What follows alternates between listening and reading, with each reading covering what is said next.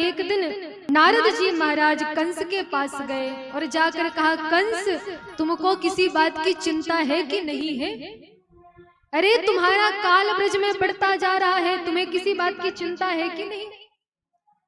कंस ने कहा, क्या बताए महाराज, राक्षस तो बहुत भेजते हैं पर सब मरे मराए लौटते हैं, वो कृष्ण सबको मार देता है। नारद जी ने कहा, कंस एक काम करो, शिव जी ने जो तुम्हें धनुष दिया था उसका यज्ञ करो और उस यज्ञ में कृष्ण और बलराम को बुलाना और छल से मार देना। नारद जी से कंस ने कहा, ये तो बड़ी अच्छी बात है, आपने बड़ा अच्छा उपाय दिया है। अपने क्षेत्र में तो कुत्ता भी शेर बनकर घूमता है, महाराज हमारे क्षेत्र में आएगा, हमारे महल में आएगा, किसी भी भांति उसे मार देंगे। नारद जी ने कहा, बस बस कंस, हम कुछ सुनना नहीं चाहते, हम तो परसों के दिन तुम्हारी विजय देखना चाहते। नारद जी सीधे दौड़े दौड़े वृंदावन गए।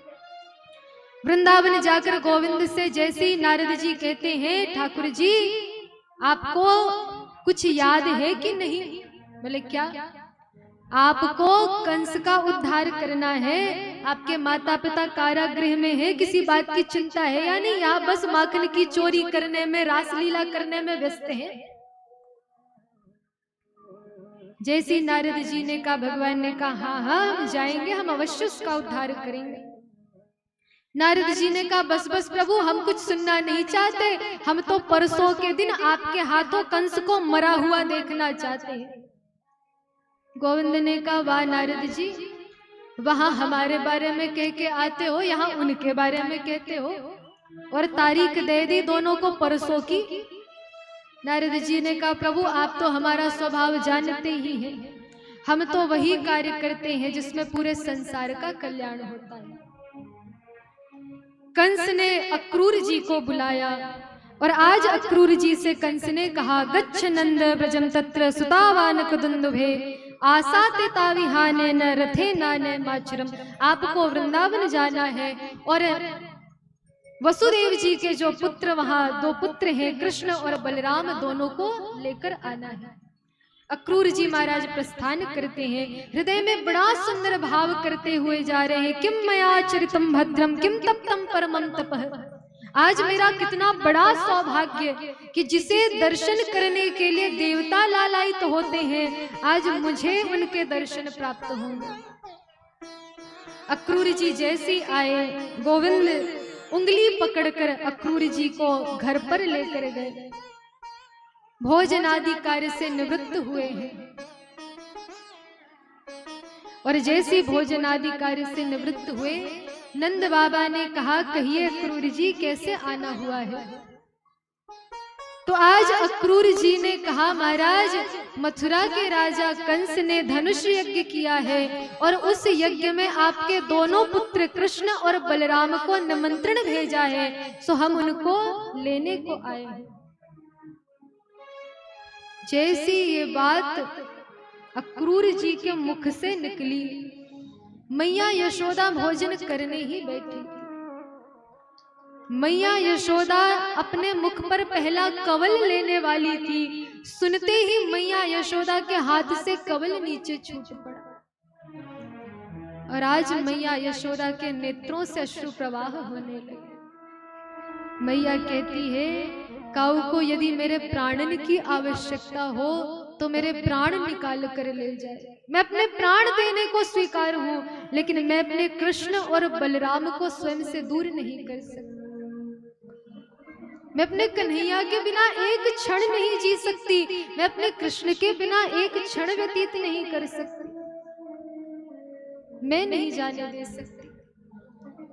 लेकिन उसी समय कन्हैया हट करने लगे, मैया तो हमें कबहू कहीं जान ना देवे, हम तो जाएंगे, हम तो जाएंगे।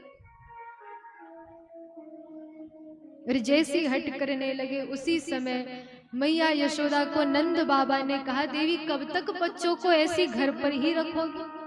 कभी तो इन्हें घर से बाहर भी निकलना पड़ेगा। और आज जैसे नंद बाबा ने कहा, देवी तुम चिंता मत करो, हम पहले ही मथुरा चले जाएंगे, 2-4 दिन कन्हैया को मथुरा घुमाकर वापस लेकर आ जाएंगे। नंद बाबा प्रस्थान कर गए मथुरा का। लेकिन आज मैया यशोदा ने दर्शन जब किया कन्हैया का, कन्हैया को हृदय से लगाकर, मैया यशोदा कन्हैया को शयन करा रही है। मैया यशोदा का प्रेम अवर्णनीय है। मैया यशोदा का इतना प्रेम है कि कोई कितना ही वर्णन करे पर कह नहीं सकता है। इतना अपार प्रेम है मैया यशोदा का। 11 वर्ष 58 दिन की आयु गोविंद की, 11 वर्ष 55 दिन की आयु में भी मैया यशोदा कन्हैया को अपनी गोद में बिठाकर, अपने हृदय से लगाकर, उनके सर के केशों को सहलाते हुए, सर पर हाथ फेरते हुए अपने हृदय से लगाकर शयन कराती है। 11 वर्ष 55 दिन के गोविंद और मैया यशोदा अपने हाथ से एक एक कवल लेकर अपने कन्हैया को भोजन कराती है। मैया यशोदा कभी कन्हैया को अपने हाथों से भोजन नहीं करने देती, अपने ही हाथों से भोजन कराया करती। और आज जैसे ही मैया ने कन्हैया को शयन कराया और शयन कराया है तो थोड़े समय बाद कन्हैया की नेत्र खुली। गोविंद क्या देखते हैं? बोले मैया यशोदा अपने सैया पर नहीं सोई हुई है। गोविंद कक्ष से बाहर निकल कर आए, एक स्तंभ से सिर लगाए हुए मैया यशोदा हिलकियां ले लेकर रुदन कर रही थी। नेत्रों से अश्रु प्रवाह हो रहे। और आज मैया यशोदा जैसी रुदन कर रही थी, कन्हैया गोद में आकर बैठकर आंसू पोंछते हैं और कहते मैया तू काहे को रो रहे? मैया ने रोते हुए कन्हैया को अपने हृदय से लगा लिया। राज मैया कहती कन्हैया लाला मैं जे सोचू हूँ कि कल को तू मथुरा चले जाएगो तो मैं अपना एक एक क्षण का समय कैसे व्यतीत करूंगी। कन्हैया तो को पतो है यदि तू गैया चराए के टाइम जायो करे ना वन में तो ऐसो लगे कि शरीर से प्राण निकल कर दूर चले गए। एक एक क्षण में तेरे विरह में व्यथित हो जाऊं, पागल सी हो जाऊं। तू बता तेरे बिना मैं जीवन का ये एक एक क्षण कैसे व्यतीत करूंगी। कन्हैया मैं तो मर जाऊंगी लाला।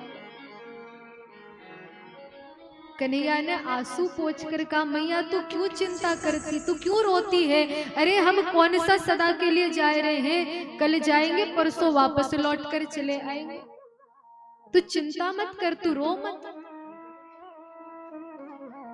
लेकिन महाराज संसार में माँ के हृदय को भगवान ने ऐसा बनाया है, माता के हृदय को भगवान ने ऐसा बनाया। महाराज पूरा संसार आपके विरुद्ध हो सकता है, पूरा संसार आपके विरुद्ध में बातें कर सकता है, लेकिन माँ कभी भी विरुद्ध में नहीं हो सकती। माँ का हृदय ऐसा है कि माँ संसार के सारे नियम तोड़ सकती है, सारे बंधन तोड़ सकती है, पर माता के हृदय को कभी कोई परिवर्तित नहीं कर सकता। माँ का हृदय भगवान ने ऐसा बनाया है। मैया यशोदा के हृदय ने मानो कह दिया कि आज तेरा कन्हैया जा तो रहा है लेकिन लौटकर कभी तेरे पास वापस नहीं आए। आज की रात्रि ये कन्हैया का दर्शन करने के लिए ये अंतिम रात्रि है, इसके बाद यशोदा तुझे कभी कन्हैया का दर्शन नहीं हो सकता। मानो आज मैया यशोदा के हृदय ने ये बात कह दी कि अब के बाद कन्हैया कभी तेरी गोद में नहीं बैठेगा, आज के बाद कन्हैया कभी तेरे हृदय से नहीं लगेगा, आज के बाद कभी तू उसे भोजन नहीं कराएगी, आज के बाद कभी तू कन्हैया को अपनी गोद पर बिठाकर शयन नहीं करा सकती, अब के बाद कभी तेरी मनुहार से कन्हैया नहीं जगेगा। मानो मैया यशोदा के हृदय ने यह व्यक्त कर दिया। पूरी रात्रि व्यतीत हो गई। मैया का ये भाव है मानो हे सूर्य नारायण आज तो तुम उदय ही मत हो। पूरा ब्रज ये चाहता है कि अब तो ब्रज में कभी सूर्य उदय हो ही ना, कभी ब्रज में सूर्य नारायण का उदय ही ना हो, ये अंधकार, ये रात्रि सदा के लिए बनी रहे, ताकि हमारा कन्हैया हमारे निकट रहे।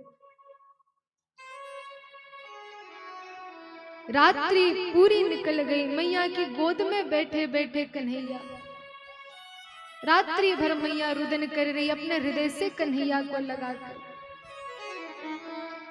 प्रातः काल जैसे हुआ, गोविंद ने जाकर मुख्य द्वार खोला। द्वार पर क्या दर्शन करते हैं, बोले लाखों गोपियां हाथ जोड़कर खड़ी।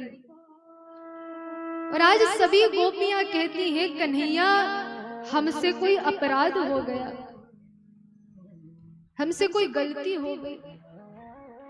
और कन्हैया यदि हमसे कोई अपराध हो गया, कोई गलती हो गई तो लाला दंड दे दे, जो करनो है कर ले, जैसो दंड देनो है वैसो दंड दे दे। पर कन्हैया अपने अपने चरणों की इन दासियों को त्याग कर छोड़ कर जाने की बात मत कर। हमारे तो जीवन धन तुम हो, हमने जीवन में कृष्ण के सिवा कुछ जाना ही नहीं। कृष्ण हमारा जगना तुम हो, हमारा सोना तुम हो, शयन करती हैं, तुम्हारा दर्शन करती हैं, जगती हैं, तुम पर प्रेम करके तुम्हारे लिए माखन निकालती हैं, पूरा दिन हमारा तुम्हारे लिए होता है। तुम वन में गैया चराने चले जाते हो तो एक एक क्षण त्रुटि युगायते, 3 युग के समान हमें प्रतीत होता है। तुम जानते हो कि तुम्हारे विरह में हम मर जाएंगे, जी नहीं सकती। जैसे ही ब्रजवासियों का आज प्रेम का दर्शन हुआ है, गोविंद के नेत्रों से अश्रु प्रवाह होने लगे। और आज गोविंद अश्रु प्रवाह करते हुए हाथ जोड़कर कहते हैं कि गोपियों तुम्हारा प्रेम तो ऐसा है कि यदि 1000 जन्म भी ले लूं तो तुम्हारे प्रेम के ऋण से मैं कभी उऋण नहीं हो सकता। इतना प्रेम है गोपियों का।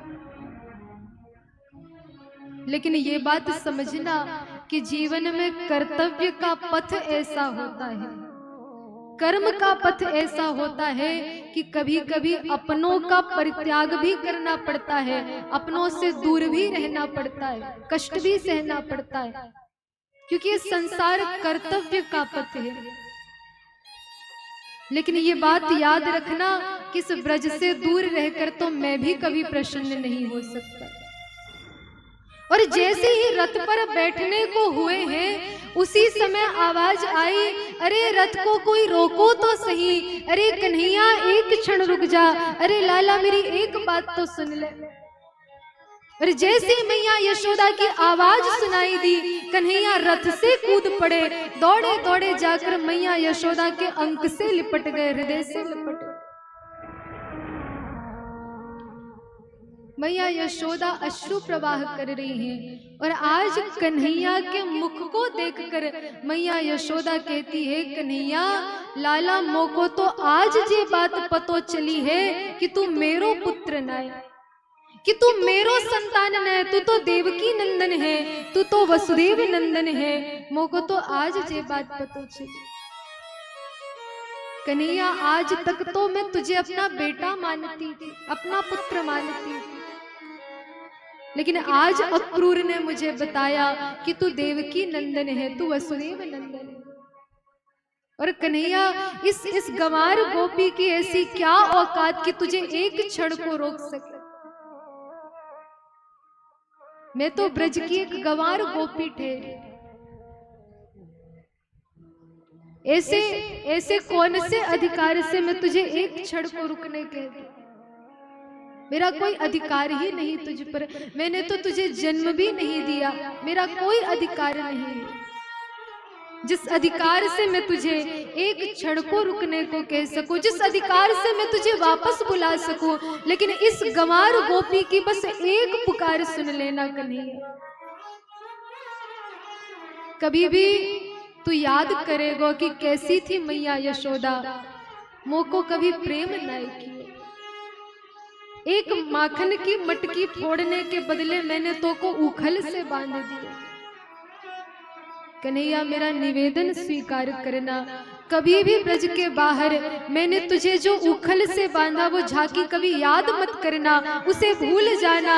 इस गंवार गोपी को, इस यशोदा को भूल जाना, इसे कभी याद मत करना कन्हैया। जैसी मैया ने ये बात कही, कन्हैया के नेत्रों से अश्रु प्रवाह होने लगे। जोर जोर से गोविंद हिलकियां लेते हैं, रुदन करते हैं, हृदय से लगकर कहते, मैया ये बात तो मत कह, तू तो मेरी मैया है। जन्म किसी ने दिया हो, लेकिन मैंने संसार में यदि किसी को जाना है, बाल्यावस्था से ही, मैंने नेत्र खोलते ही किसी को यदि जाना है, तो मैया मैंने तुमको जाना है। इसलिए ये बात तो मत कहे कि तू मेरी मैया है। कन्हैया कहते, मैया तू ही मेरी मैया है। और जीवन में सब कुछ भूल सकते हैं, अपने आप को भूल सकते हैं, लेकिन कभी भी तेरे प्रेम रूपी बंधन को नहीं भूल पाएंगे, कभी अपनी मैया यशोदा को नहीं भूल पाएंगे। मैया यशोदा कन्हैया के एक एक अंग का दर्शन करती, मुख का दर्शन करती, मुख का स्पर्श करती, हाथों को पकड़ती है।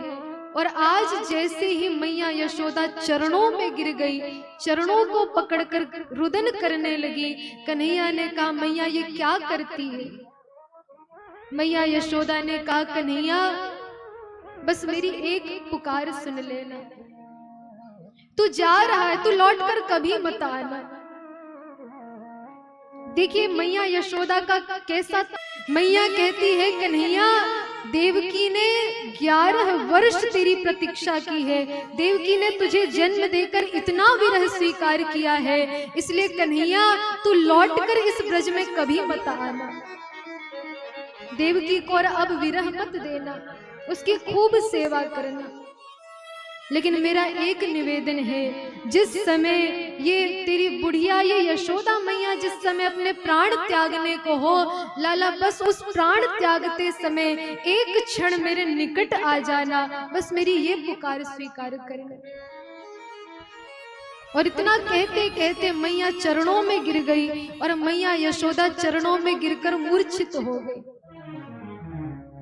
लेकिन महाराज दर्शन करिए, कर्तव्य का ये पथ कितना कठिन कहा गया।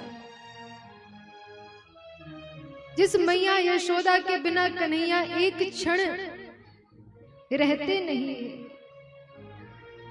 आज मैया यशोदा मूर्छित पड़ी है, और कन्हैया ने मूर्छित पड़ी हुई मैया यशोदा को छोड़कर रथ पर बैठकर अक्रूर जी से कहा, अक्रूर जी इस रथ को जितना जल्दी हो सके ब्रज से बाहर लेकर चलो।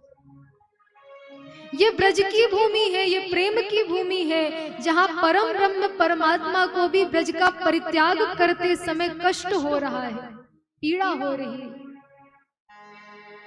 वर्णन ऐसा आता है कि गोविंद 2 बार सबसे ज्यादा रोए हैं। पहली अवस्था जब ब्रज का परित्याग करते हैं, इतना रुदन करते हैं, इतना रुदन करते हैं कि जीवन में कभी गोविंद इतना नहीं रोए जितना ब्रज का परित्याग करते समय रोए। और दूसरी बार जब उन्हें सुदामा जी से भेंट हुई।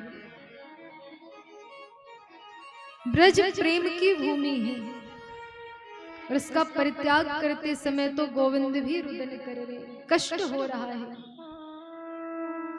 कन्हैया कहते हैं कि अक्रूर जी यदि एक क्षण भी और इस ब्रज में रह गया तो हमारी इतनी सामर्थ्य नहीं कि हम इस ब्रज को छोड़कर जा सके,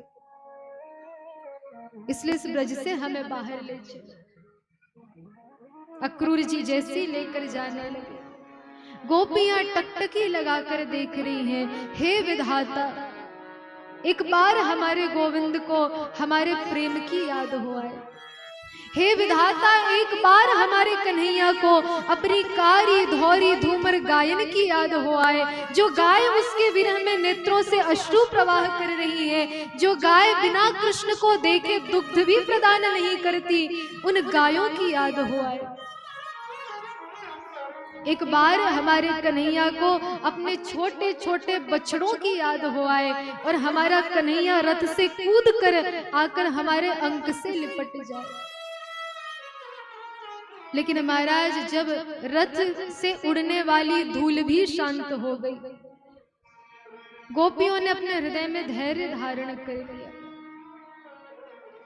और आज से सभी गोपियों ने एक निश्चय किया कि जीवन में ऐसा कोई कार्य हम नहीं करेंगी जिससे हमारे गोविंद के स्वतंत्रता में कोई विक्षेप आ जाए। महाराज वृंदावन से मथुरा ज्यादा दूर नहीं, गोपियां चाहती तो दिन में 10 बार दर्शन कर सकती थी, लेकिन गोपियों का भी ये प्रण था, निश्चय था कि यदि हमसे दूर रहने में हमारा कन्हैया प्रसन्न है तो एक बार भी उसे अपना मुख नहीं दिखाएंगे। और यही प्रेमी हृदय का विशुद्ध भाव होता है। प्रेम किसे कहते हैं? बोले प्रियतम की प्रसन्नता में ही हमारी परम प्रसन्नता है। और आज जैसे ही महाराज ब्रज का परित्याग करके गए, ब्रज में तो आज भी ऐसे ऐसे रसिक संत हैं जो कहते हैं भैया तुमको कथा सुनानी है सो कथा सुना दो, पर तब तक की कथा सुनाना जब तक हमारा कन्हैया हमारे ब्रज में था। ब्रज के बाहर जाकर राजा बना, द्वारिकाधीश बना, जो चाहे बना, वो सब तो हमको जानना ही नहीं।